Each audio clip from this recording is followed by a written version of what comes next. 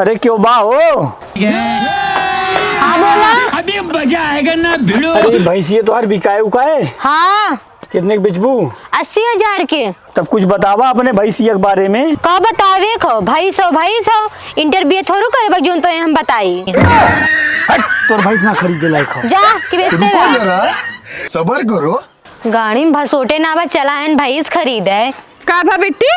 अरे भौजी आ रहे हैं भैंस खरीदे। का अपने भैंस के बारे में बतावा।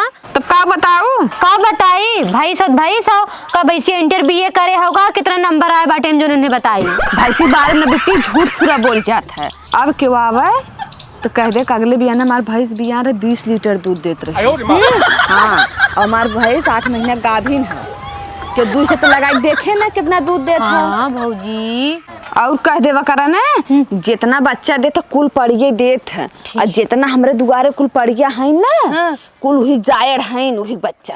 ठीक भौजी कह देबे। हाँ और अभी तो रुको, क्लाइमैक्स अभी बाकी है। हेलो हाँ भैया हम व्यापारी बोलत हई। हाँ हाँ पड़वा चाहिए। अच्छा चला मिलिए हमें 2 दिन का समय दे। चलो ठीक। अभी मजा आएगा ना भिड़ो। क्यों बा हो? रुको जरा, सबर करो। हाँ बोला।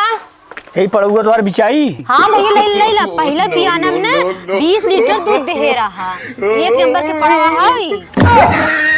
और तो जब बच्चा देखा ना पढ़िए देखा था दुआरे जितनी बनी है कुल ही बच्चा है। अरे भैया ले जा